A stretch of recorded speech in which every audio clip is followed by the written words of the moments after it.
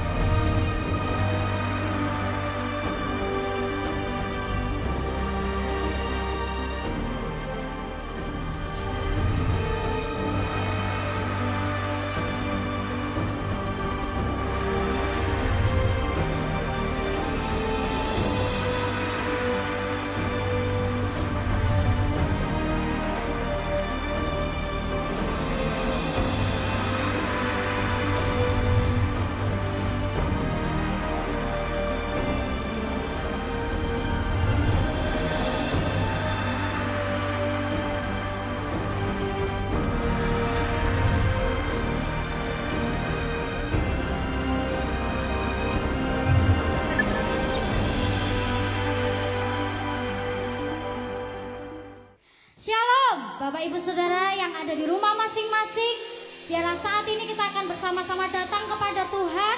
Kita akan buka hati kita akan hampiri hadirat-Nya. Dan sebelumnya, saya ajak kita semua akan tundukkan kepala. Kita akan berdoa, membuka setiap hati kita untuk beribadah kepada Tuhan.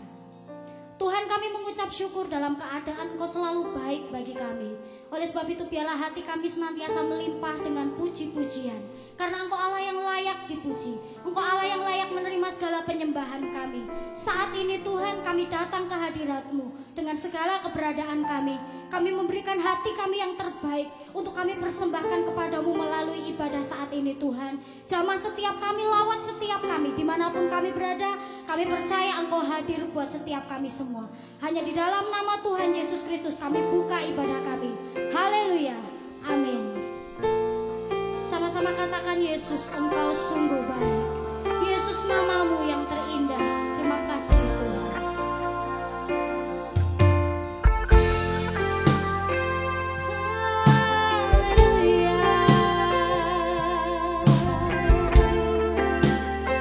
Yesus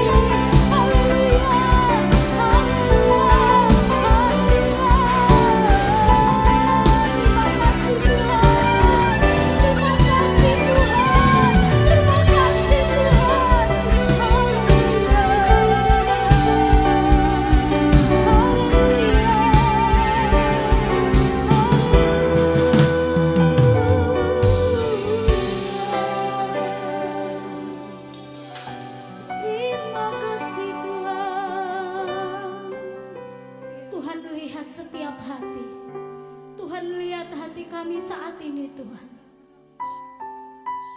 Hati yang menyembah-Mu, hati yang merindukan Engkau, hati yang mengucap syukur untuk setiap perbuatan-Mu, hati yang mengasihi Engkau Tuhan. Terima kasih Tuhan, terima kasih Tuhan. Haleluya. Dengan segenap hatimu katakan, ku mau memuji-Mu, ku selalu puji-Mu, ku mau menyembah-Mu, ku selalu sembah-Mu, Kau yang layak terima semua pujian, kemuliaan hanya bagi Tuhan. Ku mau memuji-Mu, amin. Ku selalu puji-Mu, ku mau menyembah-Mu, ku selalu sembah-Mu, Kau yang layak terima semua pujian, kemuliaan hanya bagi Tuhan.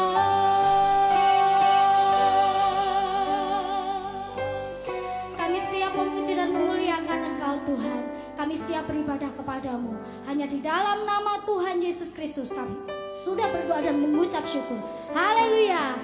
Amin. Shalom Bapak Ibu. Setiap kita bersuka cita karena kita punya Tuhan yang begitu heran dan ajaib. Haleluya. Biarlah kita mau berikan hati kita untuk memuji keajaibannya.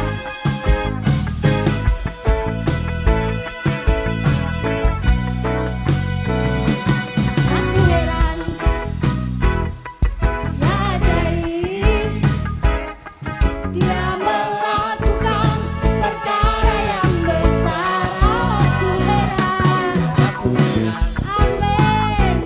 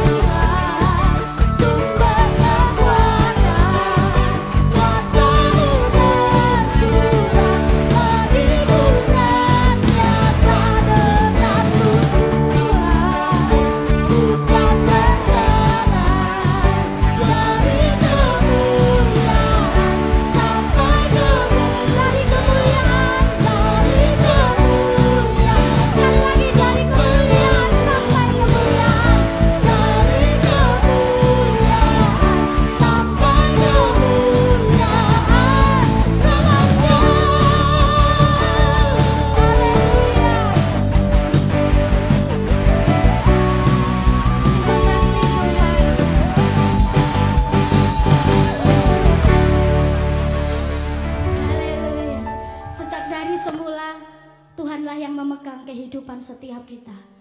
Oleh sebab itu mari sama-sama katakan bahwa kini kami percaya pada rencana-Mu Tuhan. Kami berserah kepada rencana-Mu. Terima kasih Tuhan.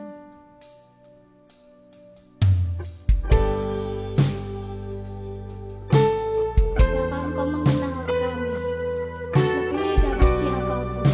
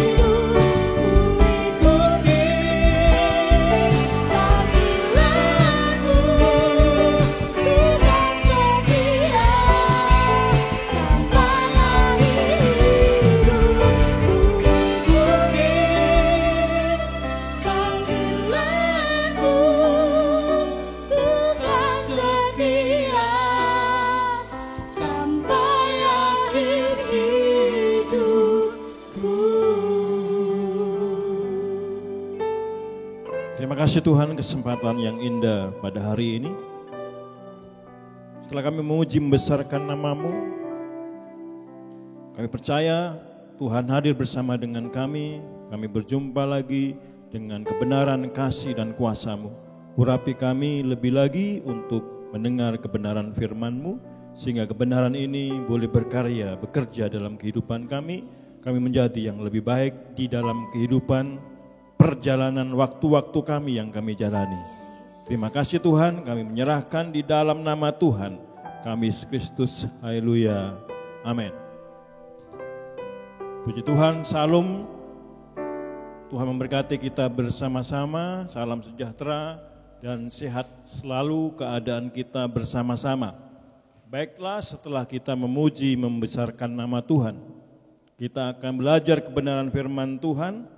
Kita akan belajar suatu firman yang ayat ini sering kita dengar, sering kita baca bersama-sama, kita ulang lagi, kita baca lagi. Yang suka tema, kita akan belajar tentang selamatkan waktumu.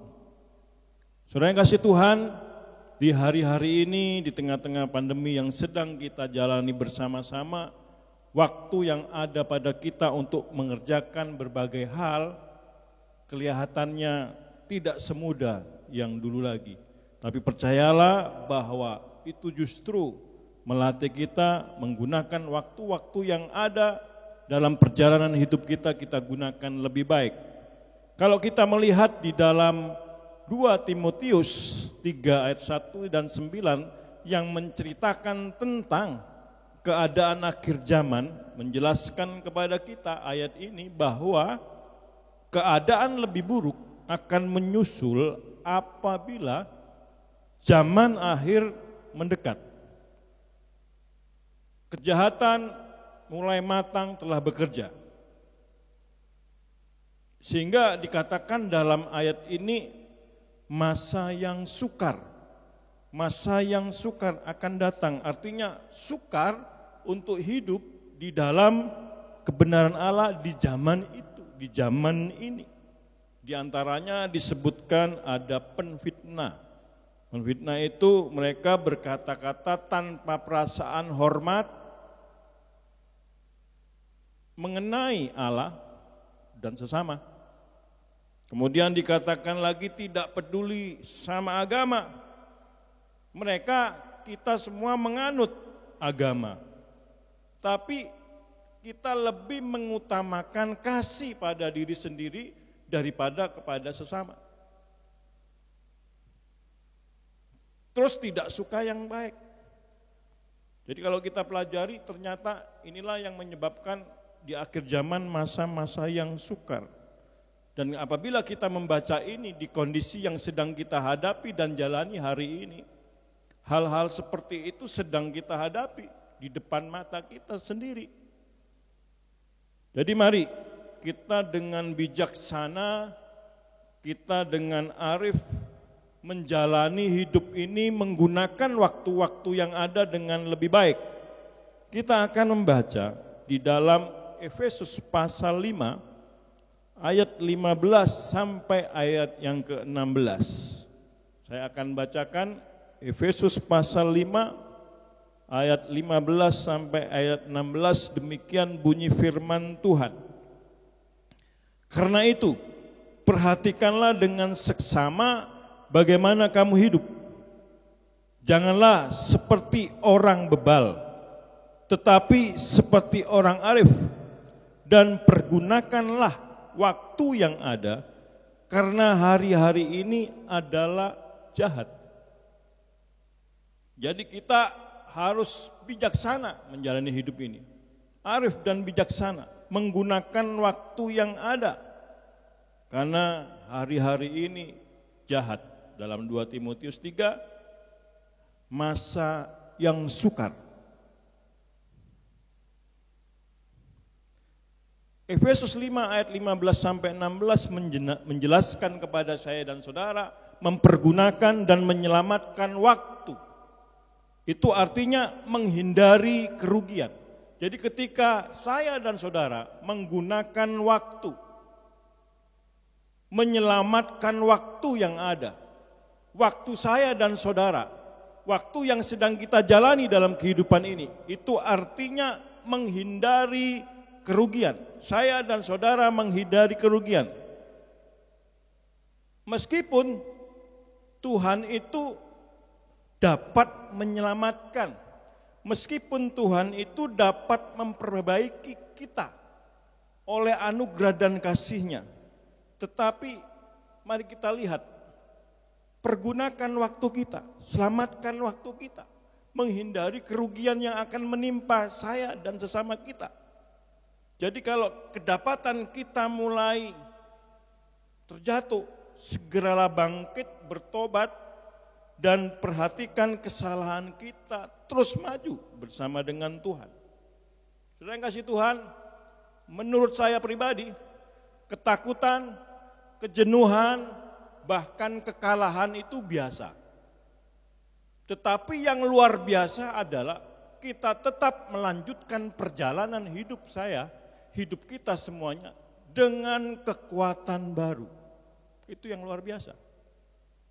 Mari dengan waktu yang ada, ingat baik-baik, ketakutan, kejenuhan, bahkan kekalahan itu biasa menghampiri saya dan saudara.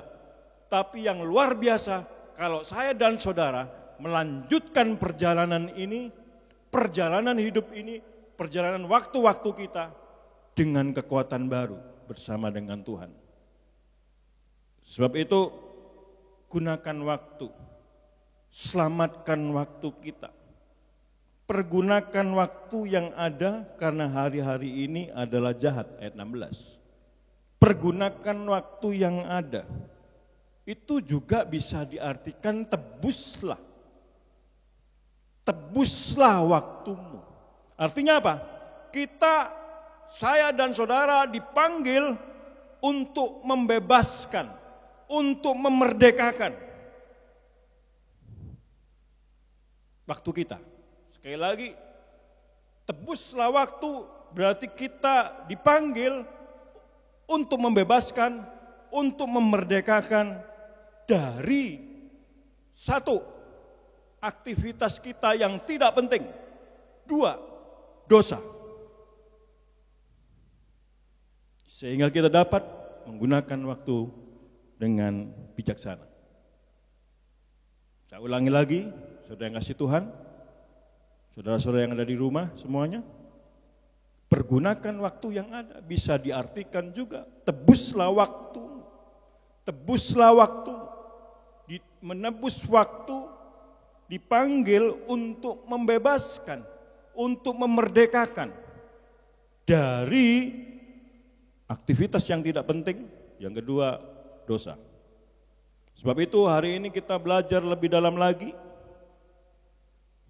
usaha menyelamatkan waktu kita, agar kita semakin baik lagi menggunakan waktu-waktu kita, lebih arif dan bijaksana dalam kehidupan saya dan saudara. Usaha menyelamatkan waktu. Yang pertama, waktu dalam prioritas. Mari kita katakan bersama-sama, waktu dalam prioritas. Saudara, kita ada dalam kehidupan yang modern. Tanpa sadar, waktu bergerak begitu cepat, tanpa sadar juga sebenarnya kadang kita banyak dikendalikan oleh jadwal. Ya, dikendalikan oleh jadwal. Sehingga apa? Kita menjadi hamba dari hal-hal yang mendesak dalam kehidupan saya dan saudara. Sehingga rumah tidak lagi menjadi tempat yang nyaman, yang jauh dari tugas-tugas yang mendesak. Kadang tugas-tugas pekerjaan masih kita bawa ke rumah. Sehingga rumah tidak lagi menjadi tempat yang enak, damai untuk ketemu sama keluarga. Kemudian bisa jadi kita kurang memiliki kesempatan untuk mempererat hubungan dengan keluarga, membagikan hal-hal yang menjadi perhatian, kepedulian kepada teman dan sesama. Yang ketiga, sangat memungkinkan kacaunya, rusaknya hubungan kita dengan Allah. Karena apa? fisik kita udah lelah, udah capek, sehingga kita kesusahan untuk fokus.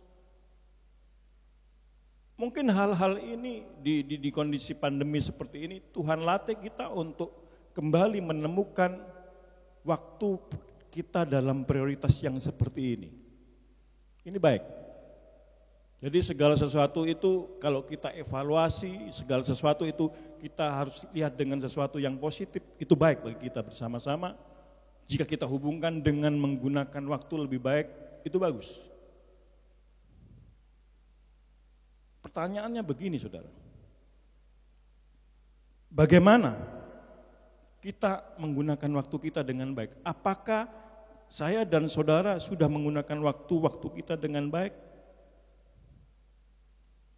Maka perlu ini dilihat dalam kehidupan saya dan saudara.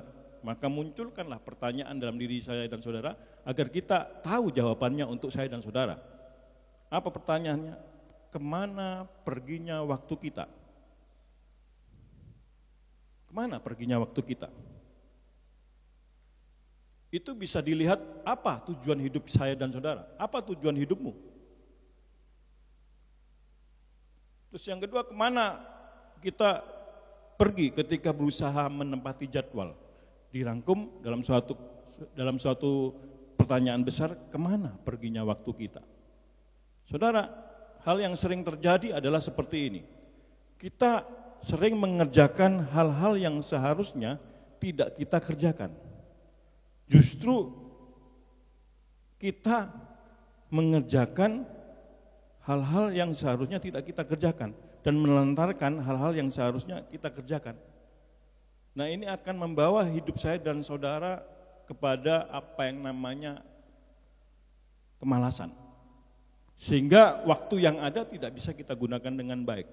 Kita mengerjakan hal-hal yang seharusnya tidak kita kerjakan dan telah menelantarkan hal-hal yang seharusnya kita kerjakan. Suatu saat pada tahun 1920 ada seorang direktur Bethlehem Steel bernama Charles Schwab. Panggil saja Charles, tahun 1920, itu cukup lama tahunnya. Saya aja belum lahir, Bapak Ibu. Saudara, 1920, Charles Schwab. Tokoh industri yang luar biasa saat itu. Kemudian tokoh industri ini, Charles ini,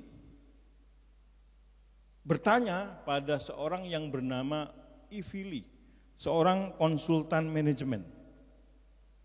Dia tanya gini, saudaraku, tunjukkan pada saya cara untuk menyelesaikan lebih banyak hal yang penting dengan waktu yang saya miliki. Bagaimana caranya saya mengerjakan hal-hal yang penting dalam kehidupan saya dengan waktu yang saya miliki. Kalau engkau memberikan metode yang baik bagi saya saya akan bayar mahal. Baiklah Pak, kata Evi. Kemudian Evi Lee memberikan secari kertas kosong, kemudian mengambil pensil, kemudian sore itu dia suruh, tolong Bapak, tulis 6 hal yang penting dalam kehidupan Bapak yang akan Bapak kerjakan besok. Maka ditulislah 6 hal yang penting yang akan dikerjakan besok hari. Pak, ketika besok Bapak sudah mengerjakan semuanya, 1 selesai, baru yang kedua selesai, baru yang ketiga sampai yang ke-6. Kemudian esok harinya buatlah lembaran baru, tulislah lagi hal-hal yang penting. Sedemikian rupa, beberapa hari kemudian saya akan kembali bertemu dengan Bapak, apa yang terjadi yang sudah Bapak kerjakan. Kemudian beberapa hari kemudian, beberapa minggu kemudian datanglah E.V. Lee menemui Charles. Gimana Pak? Begini saudaraku, ternyata metode yang saudara sampaikan ke saya tidak bisa saya selesaikan. Dari 6 hal yang penting setiap hari yang harus saya kerjakan, kadang baru 1, kadang baru 2, kadang baru 3, tidak bisa sampai selesai 6 semuanya. berarti saya gagal mengerjakan hal yang penting dalam hidup saya. Tapi Willy berkata begini, tidak Pak, tujuan dari metode ini bukan menyelesaikan semua yang penting. Tujuan dari metode ini, Bapak sudah mengerjakan hal yang penting dalam hidup Bapak setiap hari, setiap waktu yang Bapak punya. Jadi maksudnya di sini bukan berapa banyak Bapak harus menyelesaikan hal yang penting dalam hidup Bapak, tapi Bapak sudah mengerjakan hal yang penting dalam waktu-waktu Bapak. Itu yang penting. Metode apapun akan kesusahan Bapak lakukan, tapi hal yang penting di sini adalah Bapak mengerjakan hal yang penting. Bapak mempunyai waktu dalam prioritas dengan baik. Seminggu kemudian, Charles mengirimkan cek sebesar $25.000 karena saking sukacitanya 1920 dia mengirimkan uang cek sebesar $25.000. Kalau kita kalikan dengan rupiah sekarang yang 14.000 bisa 350 juta. Hanya masalah seperti itu, hanya metode yang simpel seperti itu. Tapi prinsipnya adalah mengelola diri kita sendiri dalam kerangka waktu yang diberikan Tuhan kepada kita. Jika kita membuang waktu kita, bukan waktu yang kita buang, tapi kehidupan kita sendiri. Saya ulangi lagi, jika kita membuang waktu kita, saya membuang waktu saya, jika kita membuang waktu kita, bukan waktu yang kita buang, tetapi diri kita yang kita buang. Puji Tuhan, haleluya. Yang kedua, saudara yang kasih Tuhan, langkah yang kedua untuk menyelamatkan waktu sehingga kita bisa menggunakan waktu-waktu kita dengan baik. Yang kedua adalah waktu dalam ketaatan. Mari kita katakan sama-sama, waktu dalam ketaatan. Saya akan bacakan dalam Pengkhotbah pasal 8 ayat yang kelima. Siapa yang mematuhi perintah tidak akan mengalami perkara yang mencelakakan. Dan hati orang yang berhikmat mengetahui waktu pengadilan. Siapa yang mematuhi perintah, siapa yang hidup dalam ketaatan, tidak akan mengalami perkara yang mencelakakan. Waktu dalam ketaatan. Mari kita menemukan kehendak Allah bagi kita, hari lepas hari dalam kehidupan kita, setiap tahap dalam kehidupan kita. Jika kita hidup taat dengan Tuhan, berarti kita dekat dengan Tuhan. Maka kita akan memastikan kita akan bergerak sesuai dengan waktu-waktunya Tuhan dalam kehidupan saya dan saudara. Orang yang mematuhi perintah tidak akan mengalami perkara yang mencelakakan. Saya pernah baca buku, saudara. Buku itu mengutip hampir sepengertian dengan ayat yang kita baca dalam Pengkhotbah. Mengutip apa yang menjadi pernyataan dari Agustinus, tokoh iman kita. Agustinus mengekspresikan sebuah paradok ya, dari kehidupan Kristen itu begini. Perbudakan kepada Allah adalah kebebasan yang sempurna. Saya ulangi, perbudakan kepada Allah adalah kebebasan yang sempurna. Agak lucu memang kata-kata ini. Kok saya membudakkan diri pada Allah, justru saya mengalami kebebasan yang sempurna.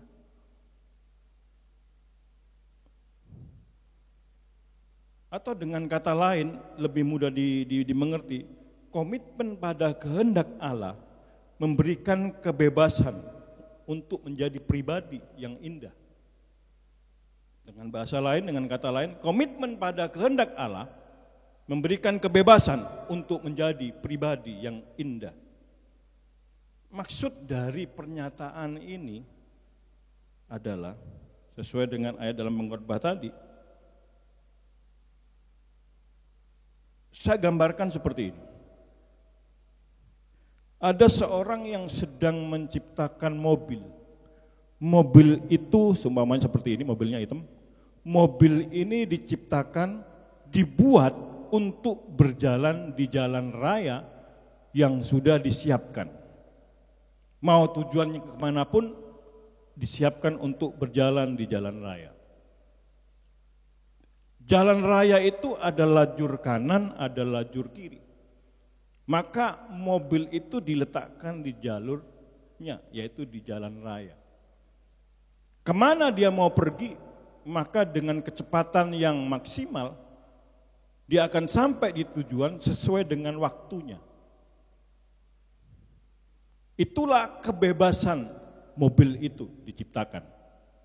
Maka dia akan dengan waktu yang ada yang dia miliki, dengan kecepatan dia bisa mengira-ngira tujuannya kemana, maka dia bisa sampai. Tetapi ketika mobil ini mencari kebebasan lain, maka mobil ini berjalan, kemudian apa yang terjadi? Dia akan keluar dari lajur kanan. Ketika dia keluar dari jalan raya lajur kanan, maka ketika dia keluar lajur kanan, dia akan menemui pohon, dia akan menemui jurang, dia akan menemui batu-batu besar dan terjadilah apa yang namanya kecelakaan. Maka mobil ini akan mengalami kerusakan. Butuh waktu, butuh energi untuk memperbaiki, memulihkan mobil itu. Demikian juga ketika mobil ini berjalan kembali, kemudian dia ingin mencari kebebasan yang lain, dia keluar dari lajur kiri. Sama, dia mungkin akan menemui jalan yang tidak rata, kemudian di situ ada jurang, tergulinglah mobil ini dan namanya kecelakaan. Maka butuh waktu untuk memulihkan mobil ini. Seperti Pengkhotbah 8 ayat 5. Siapa yang mematuhi perintah tidak akan mengalami perkara yang mencelakakan. Ini yang dimaksud oleh Agustinus. Perbudakan kepada Allah adalah kebebasan yang sempurna. Mobil ini mau jalan di jalan raya, itu kebebasan yang sempurna. Tapi kalau dia mau cari kebebasannya sendiri, keluar dari lajur kanan dan kiri, maka dia akan mengalami kecelakaan. Karena tidak punya komitmen pada kehendak Allah. Demikian kita, saudara. Ayo, Tuhan yang ciptakan kita. Kita punya waktu dalam ketaatan. Meskipun kita punya kelemahan, saya punya kelemahan. Setiap orang punya area-area kelemahan kita masing-masing.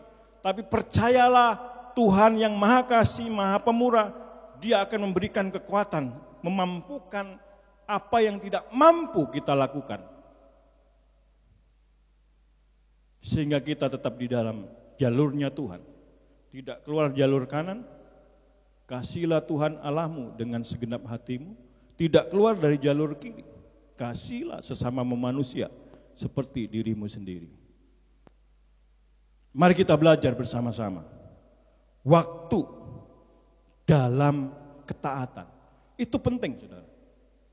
Meskipun setiap orang punya area kelemahannya masing-masing. Kalau kita mau sharing, kita mau cerita satu sama lain, pasti akan terbuka. Ditemukan kelemahan, titik lemah kita, area-area sensitif kita.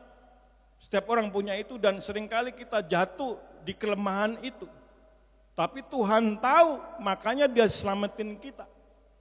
Bukan dengan kekuatan kita, bukan dengan amal kebaikan kita selamatkan diri kita, tapi oleh kasih karunia Allah. Artinya apa? Kasih karunia itu tidak hanya bicara tentang keselamatan yang kita terima, tapi kasih karunia itu berbicara juga kemampuan Allah.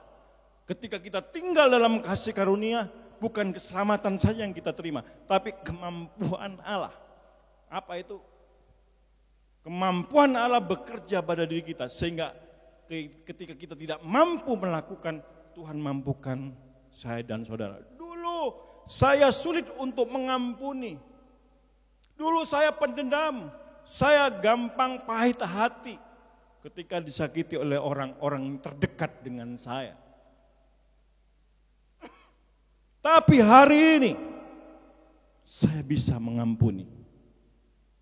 Itu kasih karunia di dalam Tuhan kita Yesus Kristus. Mengucap syukurlah. Jadi hari ini mari kita belajar waktu dalam ketaatan, waktu dalam prioritas. Yang ketiga, saudara, langkah untuk menyelamatkan waktu kita. Waktu dalam hari ini. Maksudnya gini, kita tidak dapat mengalami pertumbuhan dalam kehidupan kita jika kita hanya berorientasi pada masa lampau. Kita tetap hidup dalam produk-produk masa lalu kita.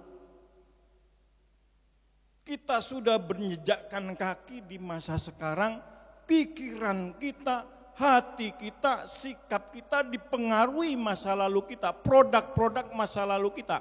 Entah apa itu namanya, dibungkus dengan nama kekecewaan, akar pahit, kepahitan, pikiran yang sia-sia. Kebiasaan buruk dibungkus dengan apa yang namanya itu. Kita tidak akan mengalami pertumbuhan hidup jika kita berorientasi pada hidup masa lalu kita. Dengarkan baik-baik, di dalam Yesus Kristus kita bukan produk masa lalu, kita adalah ciptaan baru. Yang lama sudah berlalu, yang baru sudah datang. Ketika kita berjalan dan hidup dalam waktu dan pengurapan hari ini bersama dengan Tuhan, percayalah kita akan menerima akibat terbesar dalam kehidupan kita dan pelayanan kita. Seperti yang saya katakan di awal, ketakutan, kejenuhan, bahkan kekalahan itu biasa. Menjadi luar biasa bagi kita dan semuanya adalah kita tetap melanjutkan perjalanan hidup kita dengan kekuatan baru di dalam Tuhan kita. Jadi kita sebagai orang percaya harus belajar berpikir untuk masa kini. Tuhan tidak bergerak di masa lalu. Tuhan bergerak di masa kini dan masa yang akan datang bersama dengan kita. Cara terbaik menghargai masa lalu adalah dengan membangun di atas masa lalu demi masa depan. Kita evaluasi hidup kita. Kita lihat masa lalu bukan untuk mengganjal kita, tapi kita evaluasi untuk memacu kita. Kita bergerak lebih maju. Saya akan bacakan di dalam Matius 6 ayat 34. Demikian bunyi firman Tuhan, Matius 6 ayat 34.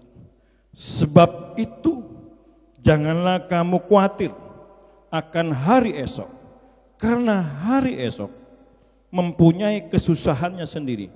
Kesusahan sehari cukuplah untuk sehari. Maju terus bersama Tuhan. Tuhan tidak bergerak di masa lalu. Tuhan ada di masa kini dan masa yang akan datang. Sebab itu kita hanya punya waktu dalam hari ini bersama dengan Tuhan, bergerak terus. Lakukan segala sesuatu dengan maksimal, dengan segala potensi yang kita miliki, berikan yang terbaik ukuran saya, ukuran Bapak Ibu semuanya. Dan biarlah bagian Tuhan juga bekerja. Jadi segala sesuatu yang kita jumpai dengan tangan kita di hari ini, saya ulangi, segala sesuatu yang kita jumpai oleh tangan kita hari ini, kerjakan itu dengan kemaksimalan. Sesuai dengan potensi yang kita miliki, jangan mengikuti potensi orang, beda-beda. Kata kuncinya di sini maksimal. Jadi segala sesuatu yang kita jumpai dengan tangan kita, lakukan dengan maksimal. Maka di situ kita sedang menemukan pembelajaran. Maka di situ kita sedang menemukan bahwa kita melakukan yang terbaik dari kehidupan kita untuk lebih maju daripada hari kemarin.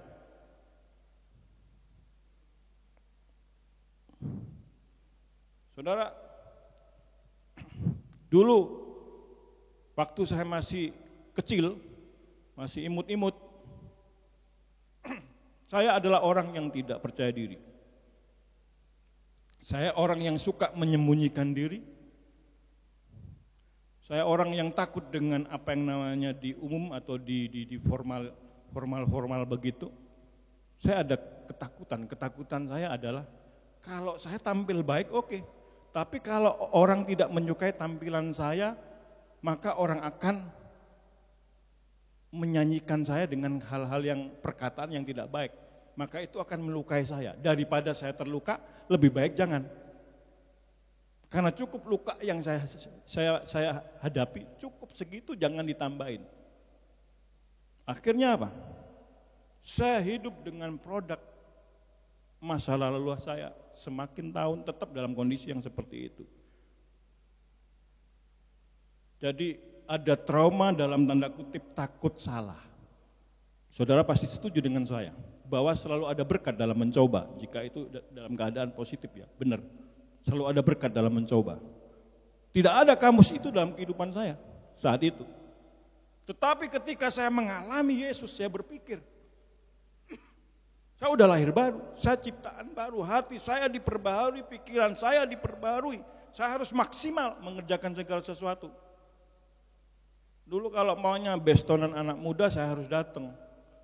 Karena semua teman-teman saya datang, jadi kalau saya datang diketahui, maka akan dicari terus. Daripada saya dicari terus, ya udah saya datang.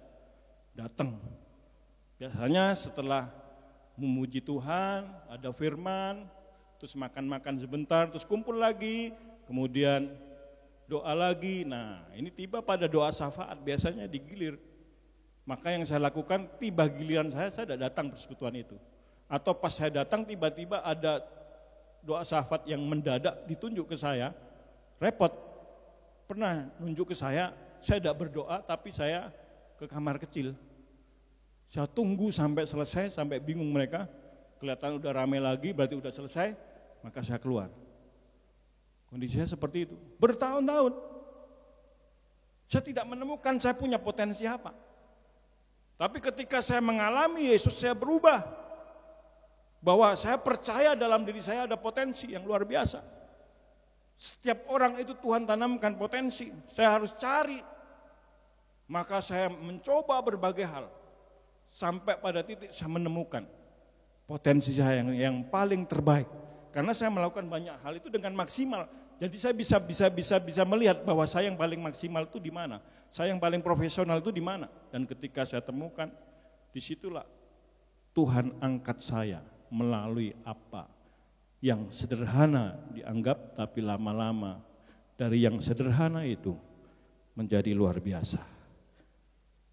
Saudara, saya ulangi lagi, ketakutan, kejenuhan, kekalahan itu biasa. Tetapi yang luar biasa adalah ketika saya dan saudara melanjutkan perjalanan hidup saya dan saudara dengan kekuatan baru. Waktu dalam hari ini bersama Tuhan, artinya bersama waktu-waktunya Tuhan. Jadi ada 3 langkah di sini cukup untuk kita dapat menyelamatkan waktu kita, menggunakan waktu kita dengan baik dan lebih baik dalam kehidupan kita. Waktu dalam prioritas yang pertama. Yang kedua, waktu di dalam ketaatan. Yang ketiga, waktu dalam hari ini bersama dengan Tuhan. Terpujilah nama Tuhan, diberkati kita semuanya, sehat selalu dalam penyertaan Tuhan. Haleluya. Mari kita angkat tangan kanan kita bersama-sama dan kita berdoa bersama-sama. Terima kasih Tuhan, hari ini kami belajar kebenaran-Mu untuk menebus waktu kami, menyelamatkan waktu-waktu kami untuk kami gunakan lebih baik bersama dengan Engkau. Kami tahu Tuhan kami pernah ketakutan, kami tahu Tuhan kami pernah jenuh dan pernah kalah. Tapi kami akan lanjutkan perjalanan hidup kami bersama dengan Engkau. Dan Tuhan sanggup memberikan kekuatan yang baru dan kami akan jalani waktu-waktu kami lebih baik, lebih indah bersama dengan-Mu Tuhan. Menjadi berkat bagi diri sendiri, menjadi berkat bagi orang lain dan berdampak selalu. Di dalam nama Tuhan kami Yesus Kristus, kami mengucap syukur. Haleluya. Yang percaya katakan amin. Tuhan memberkati. Saya serahkan kepada Bapak Gembala, Bapak Pendeta Yonatan.